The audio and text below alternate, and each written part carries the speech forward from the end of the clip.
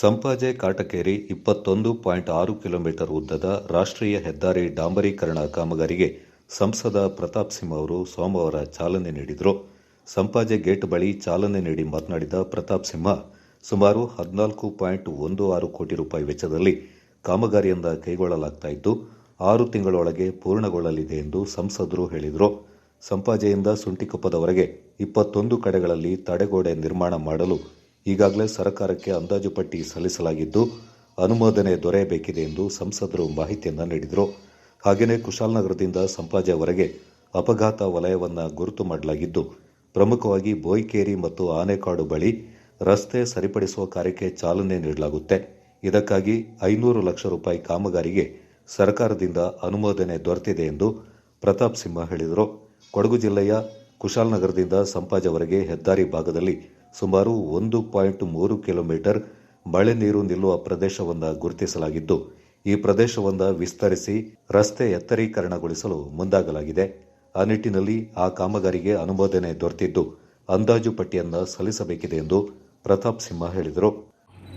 2018ರಲ್ಲಿ ಕೊಡಗಿನಾದ್ಯಂತ ಧಾರಾಕಾರವಾಗಿ ಮಳೆ ಸುರಿದು ಬಹಳ ಕಡೆ ಭೂಕುಸಿತ ಆಗಿ ತೋಟಗಳು ಹಾಳಾಯಿತು, ರಸ್ತೆಗಳು ಕೂಡ ಹಾಳಾಗಿತ್ತು. ಹಾಗಾಗಿ ಆ ಸಂದರ್ಭದಲ್ಲಿ ಸುಮಾರು 59 ಕೋಟಿ ರೂಪಾಯಿನಲ್ಲಿ 19 ಕಡೆ ರೀಟೈನಿಂಗ್ ವಾಲ್ ಮಾಡಿಸೋದಕ್ಕೆ ಅಂತ ಫಂಡನ್ನು ನಾನು ರಿಲೀಸ್ ಮಾಡಿಸಿದೆ. ರೀಟೈನಿಂಗ್ ವಾಲ್ನ ಮಾಡಿದೆ. ಆದರೆ 2019-20ರಲ್ಲೂ ಕೂಡ ಸತತವಾಗಿ ಮಳೆ ಬಂತು. ಭೂ ಕುಸಿತ ಆಗಿದ್ದ ಜಾಗದಲ್ಲೂ ಕೂಡ ಮತ್ತೆ ಕುಸಿತ ಆಯಿತು. ಮತ್ತು ಬೇರೆ ಬೇರೆ ಕಡೆಯೂ ಕೂಡ ಹೊಸ ಜಾಗಗಳಲ್ಲೂ ಕೂಡ ಭೂ ಕುಸಿತ ಆಗಿದ್ದರಿಂದಾಗಿ ರೀಟೈನಿಂಗ್ ವಾಲ್ಗಳ ಸಂಖ್ಯೆ ಇನ್ನೂ ಹೆಚ್ಚು ಮಾಡಬೇಕಾಗಿ ಬಂತು. ಆಗ RO ವಿಜಯ್ ಕುಮಾರ್ ಅವರಿದ್ದರು. ಅವ್ರನ್ನ ಕರ್ಕೊಂಡು ಬಂದು ಬೋಪಯ್ಯ ಸರ್ MLA ಇದ್ದರು.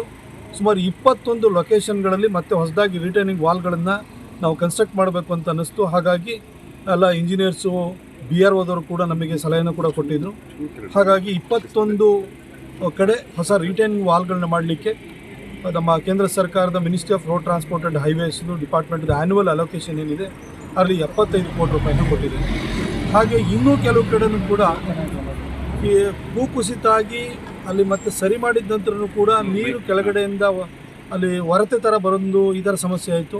ಹಾಗೆ ಅಲ್ಲೂ ಕೂಡ ಅದನ್ನು ರೆಕ್ಟಿಫಿಕೇಷನ್ ವರ್ಕ್ ಅಂತ ಹೇಳಿ ಮಾಡಬೇಕಾಗಿದೆ. ಅಲ್ಲೂ ಕೂಡ ಕೆಲವು ಕಡೆ 8 ರಿಟೈನಿಂಗ್ ವಾಲ್ಗಳು ಮಾಡಬೇಕು. ಇದಲ್ಲದೆ ಅದಕ್ಕೆ ಸುಮಾರು 30 ಕೋಟಿ ರೂಪಾಯಿ ಅದಕ್ಕೂ ಕೂಡ ಸ್ಯಾಂಕ್ಷನ್ ಆಗಿದೆ. ಇವತ್ತು ಸಂಪಾಜೆಯಿಂದ ಕಾಟಕೇರಿವರೆಗೂ ಸುಮಾರು 21 ಕಿಲೋಮೀಟ್ರ್ ರೋಡ್ನ ಆಸ್ಫಾಲ್ಟಿಂಗ್ಗೆ ಟೆಂಡರ್ ಆಗಿತ್ತು. ಸುಧಾಕರ್ ಶೆಟ್ಟಿ ಅವರು ಟೆಂಡರ್ನ ತೊಗೊಂಡಿದ್ದಾರೆ. ಇವತ್ತು ಆ ಆಸ್ಫಾಲ್ಟಿಂಗ್ ಏನು ಡಾಂಬರೀಕರಣವನ್ನು ಮಾಡೋದಕ್ಕೆ ಭೂಮಿ ಪೂಜೆ ಮಾಡಲಿಕ್ಕೆ ನಾವಿಲ್ಲಿ ಬಂದಿದ್ದೀವಿ. ನಮ್ಮ ನ್ಯಾಷನಲ್ ಹೈವೇ PWD ಇದರಿಂದ ಇಂಜಿನಿಯರ್ಸ್ ಕೂಡ ಇಲ್ಲಿ ಬಂದಿದ್ದಾರೆ. ಇದು ಸುಮಾರು 19.5 ಕೋಟಿ ಅವಾರ್ಡ್ ಆಗಿದೆ. 14.16 ಕ್ರೋರ್ಸ್ ಇದಕ್ಕೆ ಅವಾರ್ಡ್ ಆಗಿರುವಂಥದ್ದು. 21 ಕಿಲೋಮೀಟ್ರ್ ಅವರು ಆಸ್ಫಾಲ್ಟಿಂಗನ್ನು ಮಾಡ್ತಾರೆ. ತಕ್ಷಣಕ್ಕೆ ಆಗಬೇಕು. ಯಾಕಂದರೆ ಜೋಡುಪಾಲದ ಹತ್ರ ಮುಂದೆ ಬಂದಾಗ ಅಲ್ಲಿ ಒಂದು ಕಡೆ ರಸ್ತೆ ಹೊಂಡ ಬಿದ್ದಿದೆ.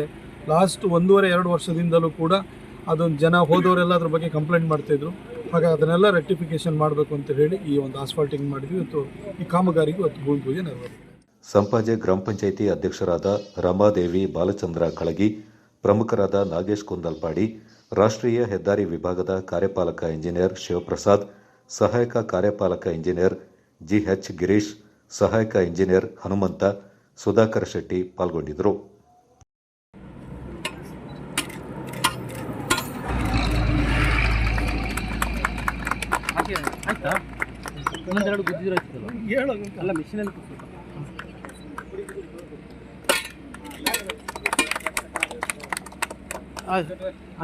ಸಿಂಹ ಸರ್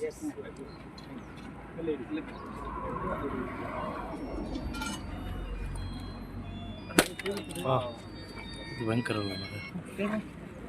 ಮಾರ್ಕ್ ಮಾಡಿ